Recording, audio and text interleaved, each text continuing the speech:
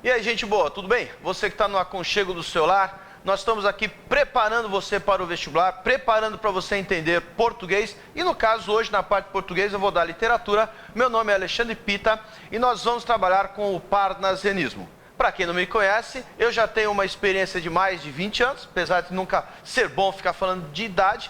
E o vestibular, quando ele pede o parnasianismo, nós lembramos que sempre tem que ser uma coisa vocacionada, direcionada. O Enem também vai pedir. Recentemente, o vestibular do Enem pediu um texto do parnasianismo para fazer uma interpretação. Seria interessante que você soubesse aquelas ideias centrais do parnasianismo. Dentro da nossa escola literária chamada Parnasianismo, ela começou em 1882 com Fanfarras, publicação do escritor Teófilo Dias. Perfeito? Não é lá muito, mas ele é o autor que primeiro fez uma obra com essa característica parnasianista. O parnasianismo tem esse nome porque vem de homenagem ao Monte Parnaso, onde os deuses da mitologia lá na Grécia eles se encontravam. Para você que está tentando revisar, para você que quer lembrar, para você que não quer errar, vamos dar uma lembrada que o parnasianismo faz parte de um grupo de escolas literárias. Aqui a ordem das escolas, né? Você vai lembrar essa ordem das escolas e uma lembrança. O barroco, pegando aqui, ele é uma escola extremamente subjetiva, emocional, porque Deus, a religião, está muito marcada. Então, quando vem o arcadismo, tem que sempre negar. Lembra bem isso, sempre que uma escola literária aparece, ela nega a anterior. Ela vai ter que ir contra, porque se eu vou continuar com aquela ideologia, acaba não funcionando muito ter um novo nome. Então lembra, primeiro vem o barroco, depois o arcadismo já vai ser contra o barroco, então vai ser pautado pela razão, pela objetividade, tá? Não vai ter esse negócio de emoção e vai ser associado à mitologia. Voltamos, a escola mais fácil dos alunos lembrar ainda é o romantismo. Se você um dia já se apaixonou, se você um dia já se emocionou, você sabe muito bem o que é esse estado de espírito. Quantas de vocês já foram avisados? Não fica com aquela pessoa, ela só faz mal, mas você está emocionado, você não vê. Então você lembra, romântico é subjetivo, romântico trabalha com emoção. Nós estamos na escola que vem imediatamente depois do romantismo. O parnasianismo nasce junto com a época do realismo, naturalismo. Na Europa, primeiro veio o realismo, que evoluiu para o naturalismo. Mas aqui no Brasil, os dois vêm junto, com dois escritores distintos. Vamos lembrar? Machado de Assis no realismo e Aloysio Azevedo como principal do naturalismo. Curiosamente, os dois começam também as escolas, os movimentos literários. O parnasianismo, então, tem que ir contra o romantismo. Romantismo é subjetivo? Então, o parnasianismo vai ser objetivo, racional. E, como o romantismo trabalha com religião, aqui nós vamos trabalhar com a mitologia. De características que você pode aprender a respeito do parnasianismo, a mais importante característica é essa: arte pela arte. O que significa isso? Para uma pessoa que vai se inspirar na literatura parnasiana, vamos lembrar uma coisa: se você é romântico, você depende da aprovação de quem está lendo. Você quer essa aceitação. É lógico que todo mundo que é escritor, todo mundo que é artista quer a aceitação. Mas a ideologia parnasiana diz: eu fiz uma poesia. Poesia é uma forma de arte, ou seja, então o meu texto é uma arte. Perfeito? A arte pela arte é, além de também ser arte da arte, porque de vez em quando nós vamos ter alguns poemas como o vaso grego, como o vaso chinês, que eles vão fazer homenagem, fazer umas descrições a respeito de alguns outros elementos de arte. A arte pela arte seria aparentemente uma coisa assim meio fria e vai ser muito combatida por uma escola que vem depois. O modernismo não gosta desse jeito frio que aparentemente o parnasianismo é. Lembra? A nossa escola parnasiana tem um autor muito forte, o Olavo Bilac. O Olavo Bilac ele era parecido como um artista. Todo mundo queria ficar perto, todo mundo queria ler o texto dele, todo mundo gostava de estar perto dele. Perfeito? Então isso acabou dando uma popularidade muito forte ao nosso parnasianismo. Mas a arte pela arte, quando você pega um texto, você de vez em quando vê que eles têm sim uma certa ideologiazinha presente. Uma lembrança, se a escola é daquele zigue-zague que a gente está vendo, que eu já deixei o rascunho aqui, ela veio depois do romantismo, então ela é objetiva, racionalizada. Lembra, toma cuidado com aquelas palavras, o parnasianismo foi feito sobre a magia. Não pode ser isso. É essa ideia que eu quero passar. O parnasianismo é racional, então não vai ter nada de mágica na execução técnica. A pura e perfeição formal, quantas vezes você viu isso? Grosso modo eu vou mostrar duas coisas para você, mas se você quer entender de uma vez por todas? Vestibular falou, esse texto acima tem apuro formal, esse texto tem perfeição formal. Vai lá no final dos versos e verifica a quantidade de rima.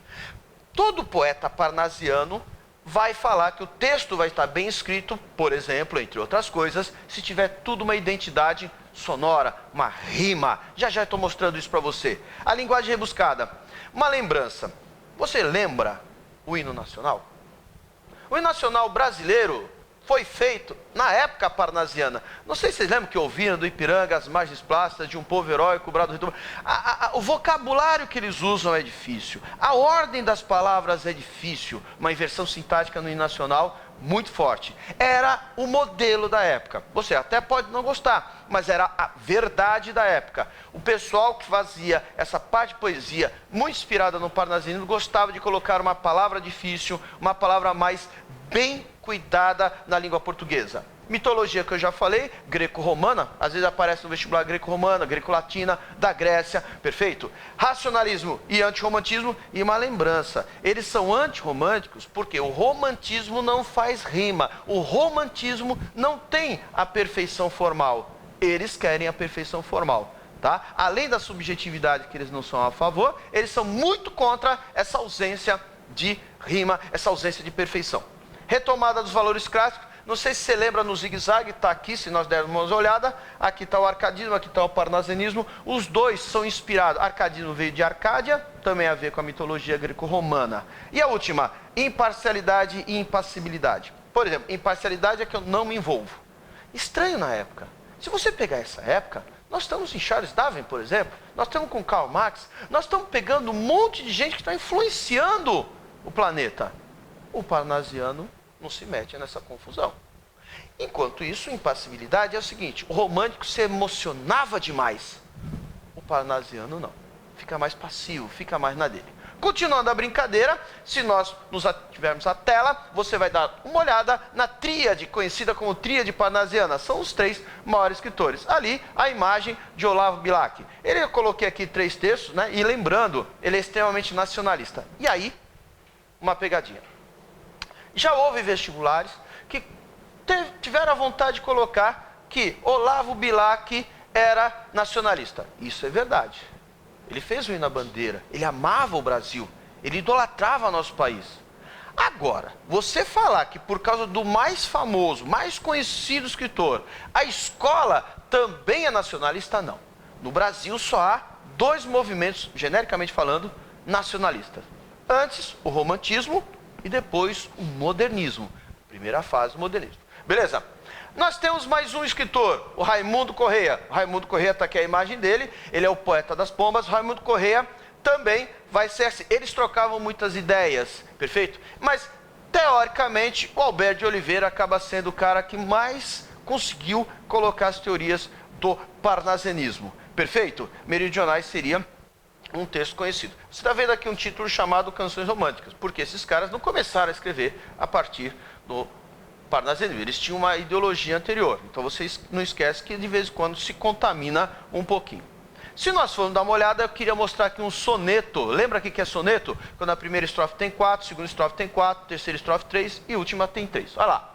Longe do estéril turbilhão da rua, Benedito escreve. No aconchego do claustro, na paciência e no sossego, trabalha e teima e lima e sofre e sua. Mas que na forma se desfaça o emprego do esforço e trama viva se construa de tal modo que a imagem fique nua, rica mas sóbria, como um templo grego. Continuando o soneto. Não se mostre na fábrica o suplício do mestre, natural o efeito agrade sem lembrar os andaimes do edifício. Porque a beleza, gêmea da verdade, arte pura, inimigo do artifício, é a força e a graça da simplicidade. Aqui nós temos, então, lembrando, um soneto. Soneto é uma forma fixa, uma forma clássica. O parnasianismo adora trabalhar com o soneto. E a gente vai lembrar uma coisa. Você vê aqui, ó, que aparece beleza, aquela ideia da arte pela arte, aquela coisa da estética. Estética hoje tem uma nova concepção, uma outra concepção. Mas naquela época era coisa a ver com beleza, tá certo? Você vai ver que aqui está na arquitetura do poema. Vou mostrar para vocês aqui. Olha o que aparece aqui na primeira estrofe. Beneditino escreve: toda santa vez que dentro de um texto aparecer que o poeta, que o escritor, que o personagem está escrevendo, você chama isso de metaliteratura. Esse metapoema, metapoesia, metalinguagem, quando você fala meta alguma coisa, metalinguagem é a linguagem falando dela mesma. Então, se eu estou fazendo um poema, eu tenho que escrever. Se eu uso esse verbo, então eu estou fazendo o quê? A linguagem falando dela mesma. Como é um poema, então eu vou falar que o poema está falando dele mesmo. Beleza? Isso já apareceu várias vezes e em vários vestibulares. Essa função da linguagem, metalinguagem, função da linguagem, né? Nós temos a fática, nós temos a emotiva, nós temos a referencial e nós temos a metalinguagem. Então é a língua falando dela mesma. O que mais que nós vamos encontrar aqui? Quando você pega longe do estéreo, turbilhão da rua, você vai ver aquela coisa que eu falei de impassibilidade. Estéreo, turbilhão, turbilhão da rua, barulho, aquele vai e vem, aquele movimento. Perfeito? Estéreo, que não produz nada. Ou seja, ele está longe daquela bagunça da rua, que acaba não sendo nem um pouco produtiva. O que mais nós temos nesse soneto? Ainda mais nessas duas primeiras estrofes. Trabalha, e teima, e lima, e sofre, sua. Não sei se você lembra, quando tem muita conjunção, a gente chama de polissíndeto. E esse polissíndeto para mostrar que o cara está se esforçando, está naquele árduo trabalho de fazer a poesia. Trabalha, e teima, e sofre. Isso daí a gente pode chamar de arte pela arte, ainda mais se o tempo grego é citado. Lembra, a arte falando dela mesma. Então você está vendo que o beneditino está escrevendo e dá uma impressão que ele é um ourives. Lembra o que é ourives? Uma profissão, que ainda existe hoje, que é aquele cara que esculpe ouro, que faz o anel, faz a aliança, faz o colar, faz qualquer coisa em ouro. Então ele vai comparar. A palavra é tão importante para o parnasiano, ainda mais para o Olavo Bilac, que ele vai comparar ao ouro. Então por isso que o poeta é comparado ao ourives. O que mais que nós vamos ter aqui nesse texto? Nós vamos pegar aqui a rima que eu falei. Rua rima com sua, então a gente coloca a letra A. Aconchego rima com sossego, nós colocamos a letra B. Embaixo, emprego rima com grego, como ali já tem o mesmo som, a gente mantém. Construa rima com noa, então a gente mantém a letra. Ou seja, está vendo que todos os versos estão rimados? Todos os versos rimados a gente chama de perfeição formal. Eu não coloquei as duas últimas estrofes, quis colocar só nesse exemplo, mas se você der uma xeretada lá no texto, quiser voltar a fita, você vai ver que vai aparecer também rima nas terceiras e quartas, na terceira e quarta estrofe. Continuando a brincadeira, você dá uma olhada nessa última, na segunda estrofe. A segunda estrofe, mais que na forma, se disfarça o emprego do esforço, que ele está disfarçando o esforço que ele está fazendo.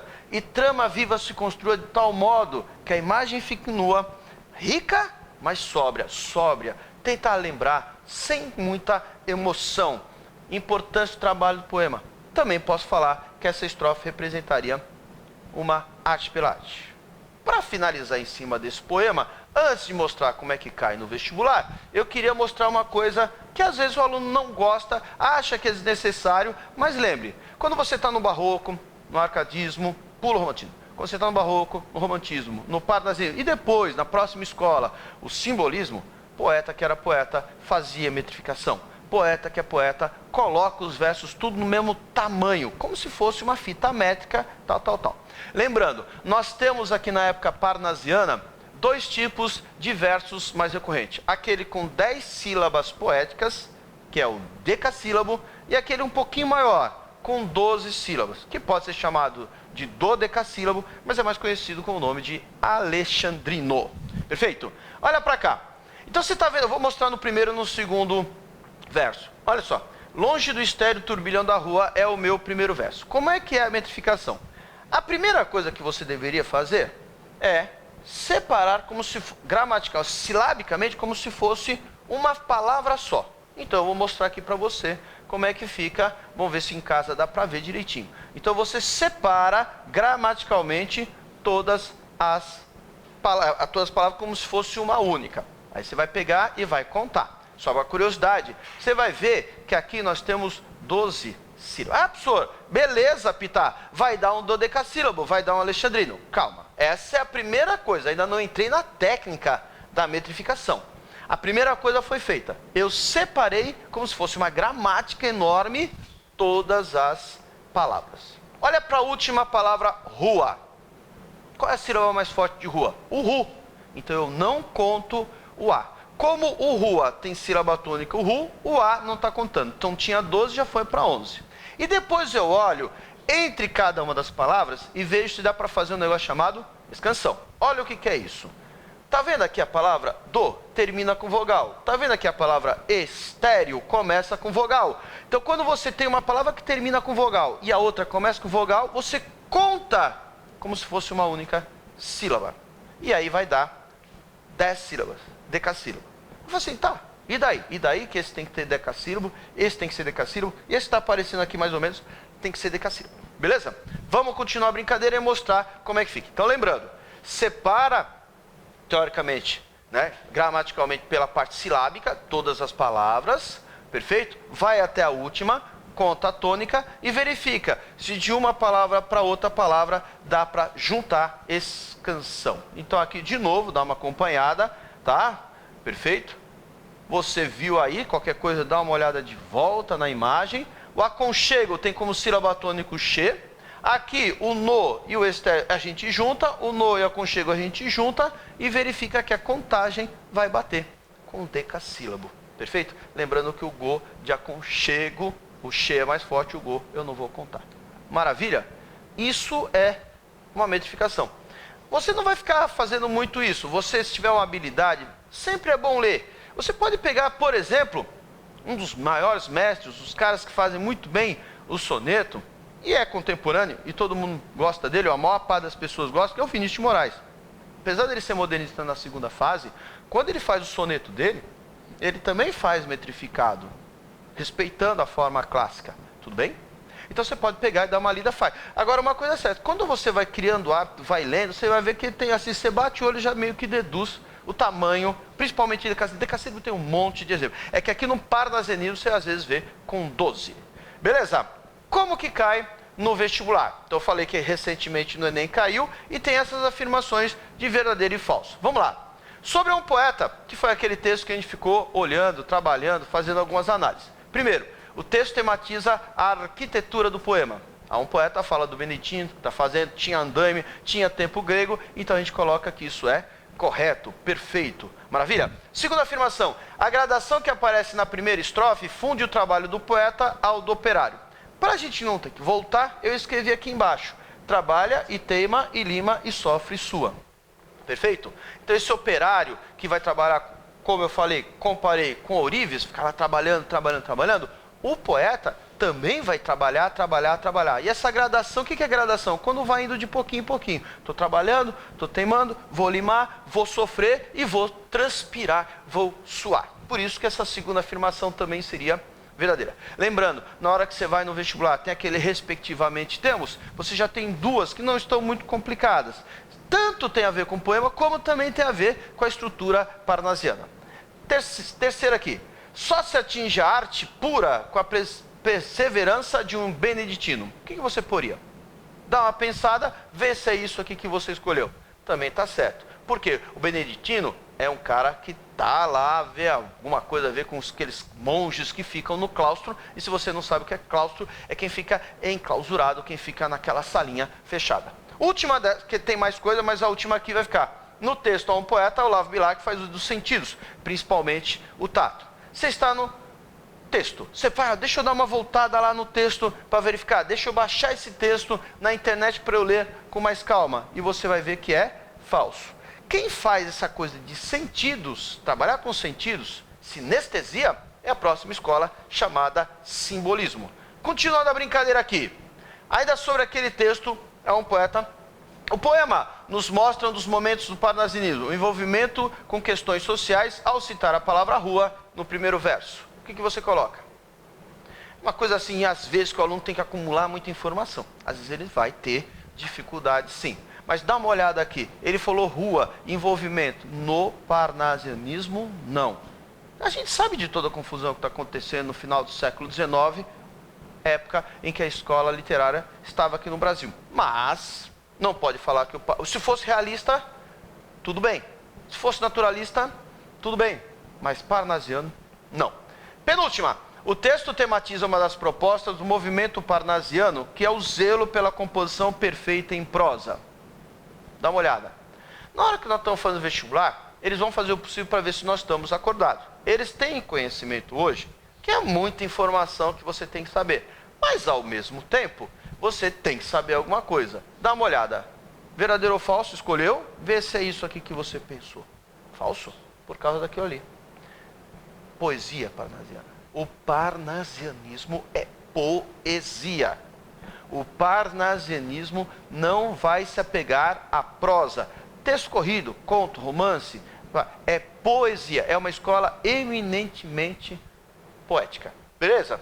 E Olavo Bilac, Raimundo Corrêa e Alberto de Oliveira formam a tríade parnasiana. O primeiro é autor de O Caçador de Esmeraldas. O primeiro seria Olavo Bilac.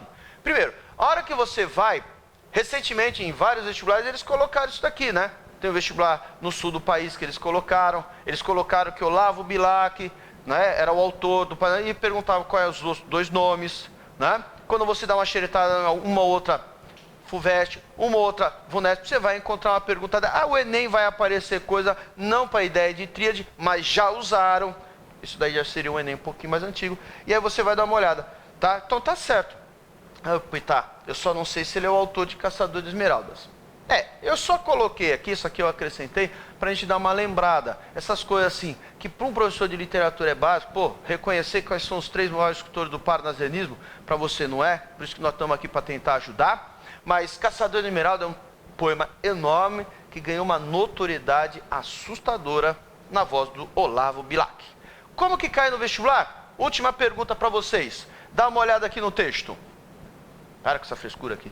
Olha lá. Sobre a poesia parnasiana, verdadeiro ou falso, uma coisa genérica. Acima de todas as características do parnasianismo, ressalta o primado da emoção e a aparente rejeição do racionalismo. Olha lá, na hora que a gente tenta lembrar do zigue-zague, na hora que a gente tenta lembrar da alternância, barroco, arcadismo, romantismo, realismo e simbolismo, perfeito? O que você vai lembrar?